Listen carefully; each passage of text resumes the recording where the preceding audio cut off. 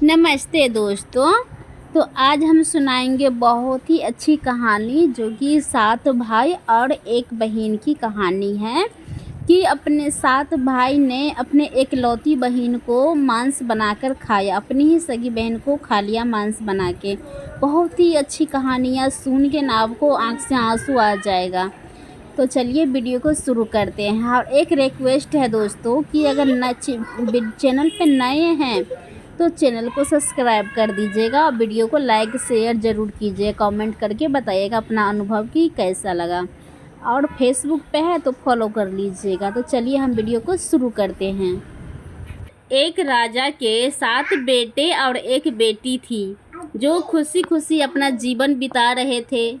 7 भाई बहनों में इकलौती छोटी बहन बहुत ही शांत स्वभाव की आज्ञाकारी भी थी। उनमें सबसे बड़े भाई का विवाह हो चुका था।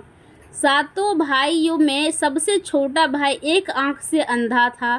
छोटे भाई के दिल में अपनी इकलौती बहन के लिए बहुत बड़ा प्यार एवं लगाव था। एक दिन बड़े राजकुमार अपनी पत्नी और अपने छोटे भाइयों को साथ लेकर अपने खेतों में काम करने चले गए।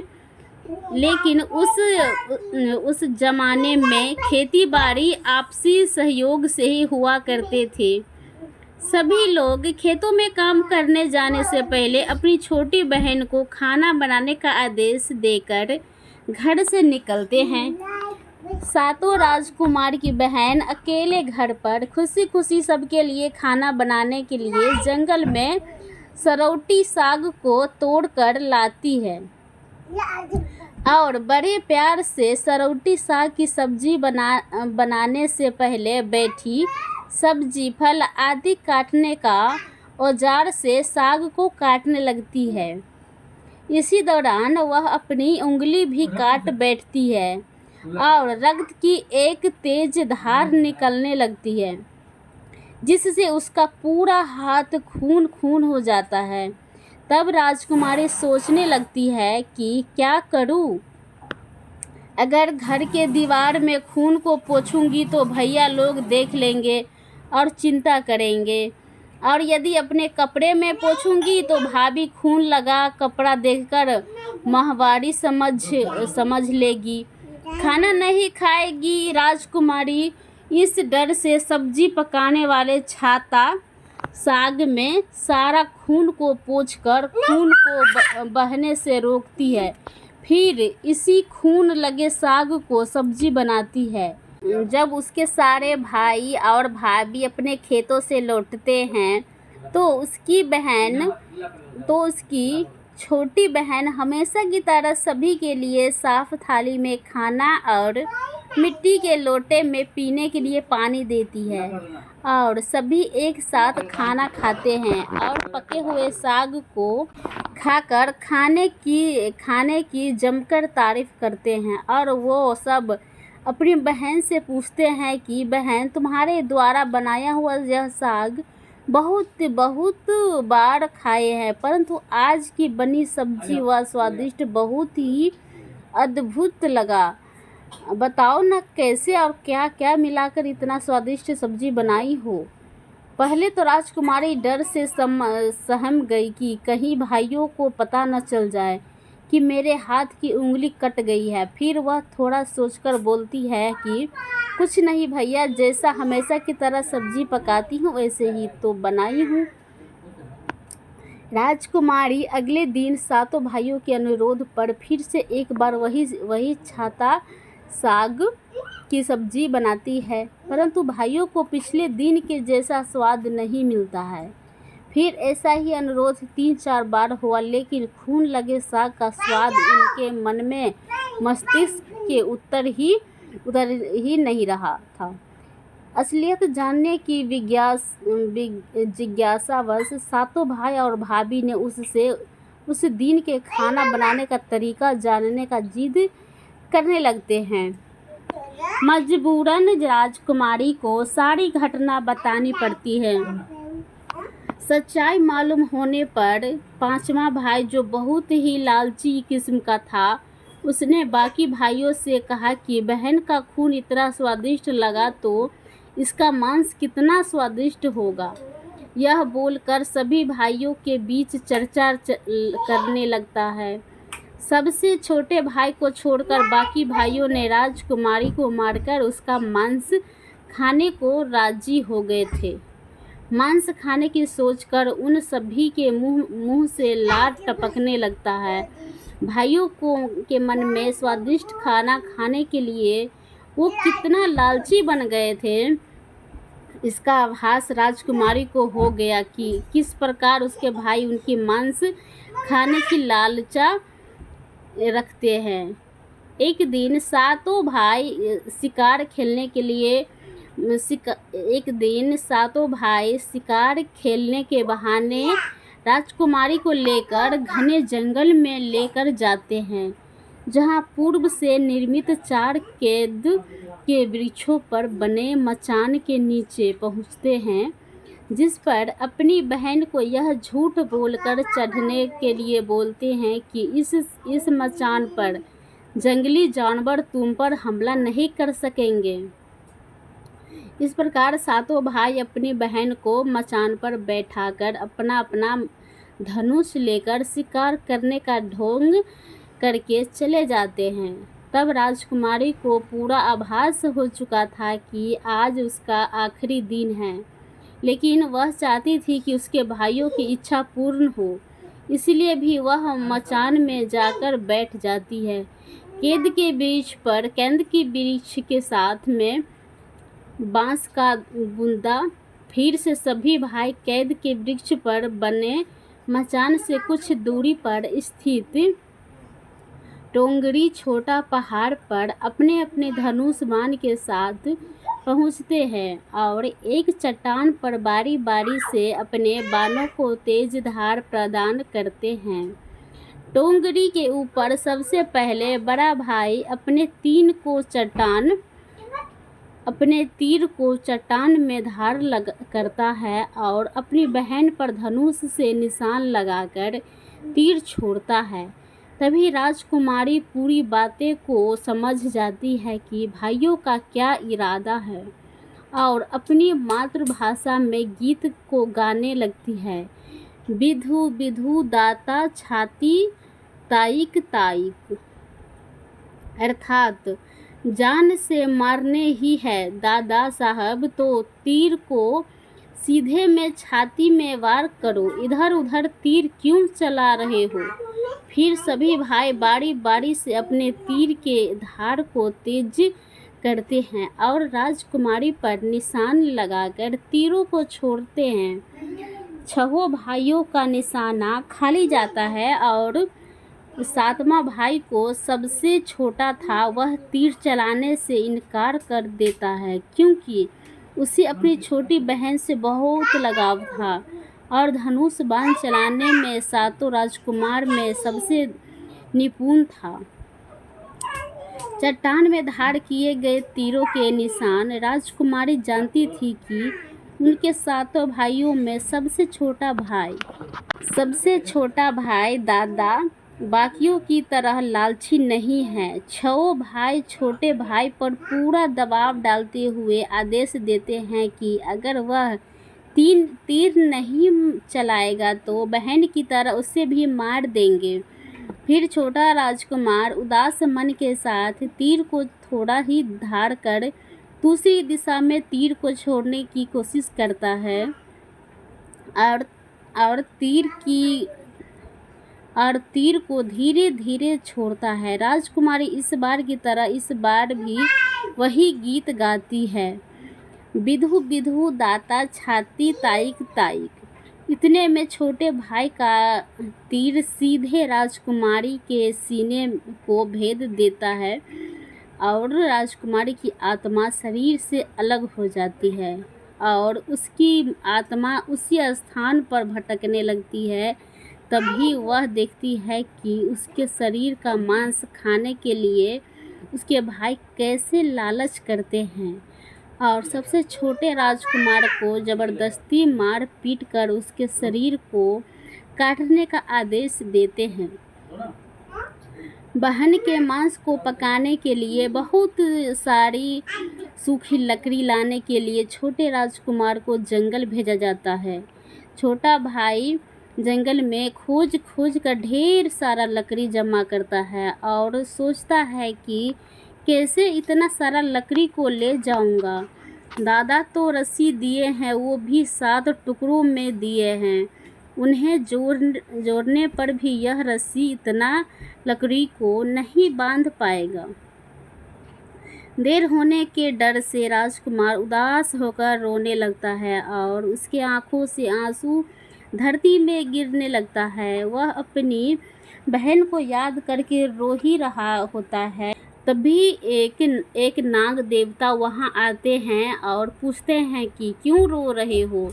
राजकुमार वह इधर उधर देखता है किंतु कोई भी नजर नहीं आता। फिर राजकुमार को नाग देवता दिखते हैं और राजकुमार नाग देवता को अपनी पूरी आप बीती सुनाते हैं। फिर नाग देवता उसे कहते हैं कि मैं लकड़ी में रस्सी की भांति लिपट जाता हूँ और तुम जैसे ही लकड़ी वहाँ रखोगे तो मैं धीरे से निकल जाऊँगा। और राजकुमार ऐसा ही करते हैं। तो सभी बड़े भाई यह देखकर चकित रह जाते हैं कि कैसे उनका छोटा भाई रस्सी के 7 टुकड़े होने के बावजूद भी जंगल से इतना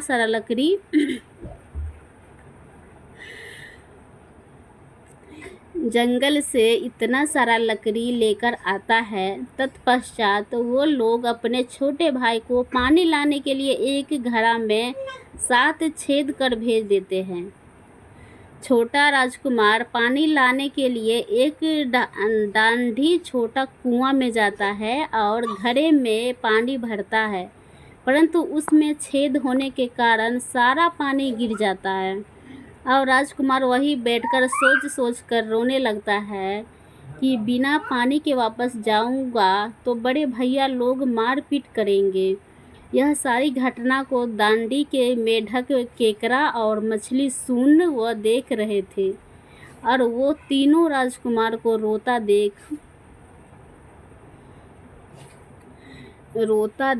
कर पूछते हैं कि क्यों रो रहे हो। फिर राजकुमार उन्हें अपनी आप बीती को विस्तार से बतलाता है और कहता है कि मैं अपनी प्यारी बहन के शरीर का मांस कैसे खा सकता हूँ, नहीं खाऊंगा तो बड़े भैया लोग मारपीट करेंगे। तब मेढक कहता है कि तुम परेशान मत हो, हम सब मेढक घड़ा के छेद में चिपक जाते हैं। फिर मछली और केकरा बोलते हैं कि तुम हमें लेकर चलो, तुम्हारे भाई जब राजकुमारी के मांस को खाएंगे तब तुम मछली को खाना और जब वो हड्डी को खाएंगे तब तुम केकरा को खाना। बड़े भाइयों को शक नहीं होगा। फिर राजकुमार ने बिल्कुल वैसा ही किया जैसे केकरे और मछली ने कहा था। रात को जब राजकुमारी का पका हुआ मांस खाने को परोसा गया तब बड़े भाइयों से छुपा कर वह मांस को दीमक के टिलके में डाल देता है और समय बीतने पर वहाँ बांस का एक बड़ा बुंदा झुंड उगता है।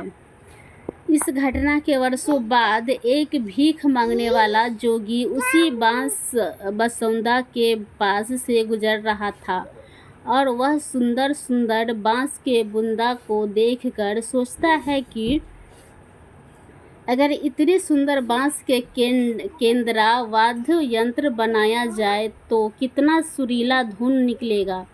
उसी क्षण बांस से आवाज आती है, ना काट रे जोगी, ई तो लागे भैया रोपन बांस। जोगी फिर से बांस को काटता है और जोगी इसी उद्देश्य से एक मोटा बांस का टुकड़ा काट कर ले जाता है कि इस बांस का आवाज़ इतना सुंदर है, यदि केंद्रा बनाएंगे तो कितना मधुर आवाज़ निकलेगा। और जोगी इस बांस से एक सुंदर केंद्रा का निर्माण करता है।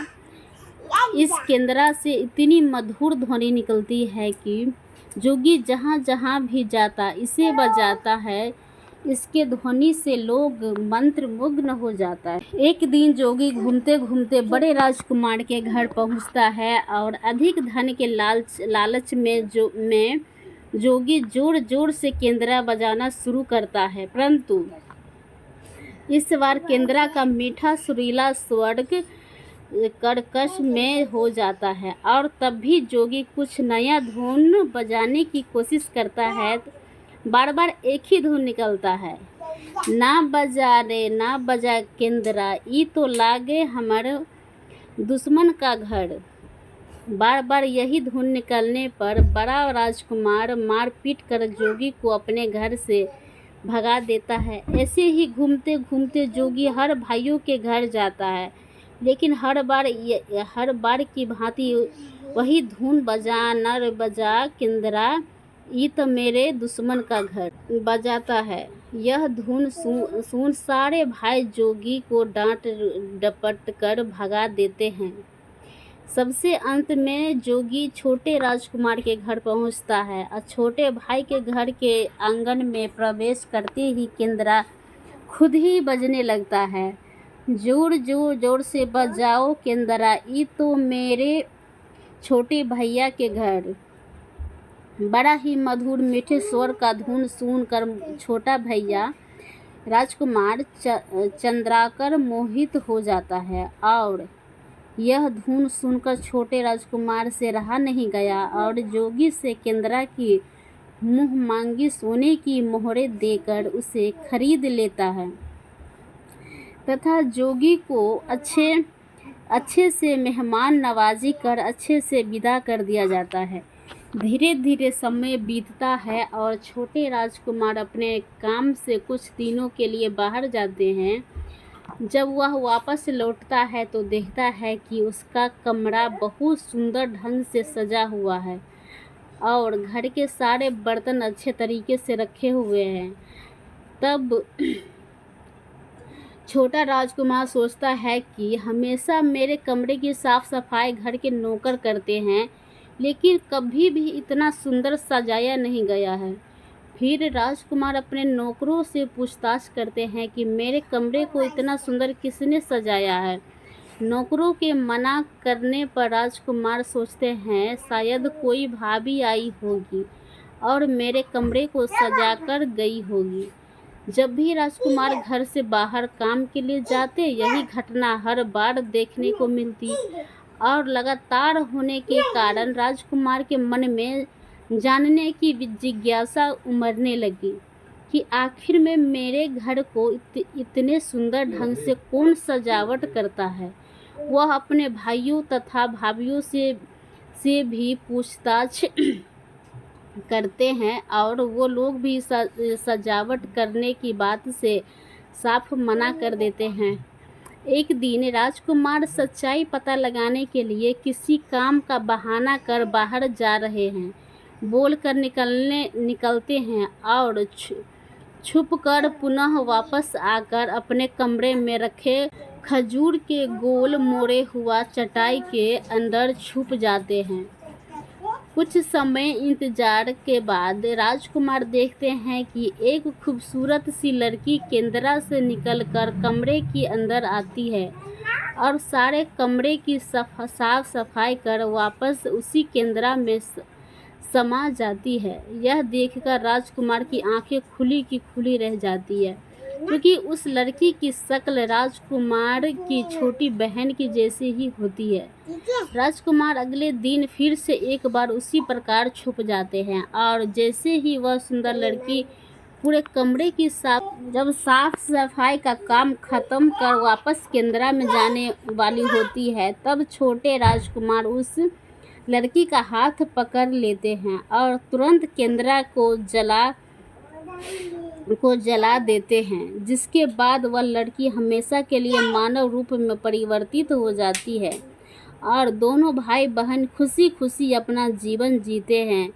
आज भी हर गांव में आषाढ़ी पूजा के दिन बकरा काटता है और पूरे गांव के घरों में प्रसाद स्वरूप बकरा का मांस खाया जाता है और बस सतबैनी नामक पूजा स्थान पर वही सरौटी का साग को चढ़ाया जाता। दोस्तों अगर कैसा लगा ये वीडियो, अगर अच्छा लगा होगा तो चैनल को सब्सक्राइब और वीडियो को लाइक शेयर कमेंट ज़रूर करिएगा। कमेंट करके ज़रूर बताइएगा कि ये कहानी आपने कभी सुना था या जाने थे।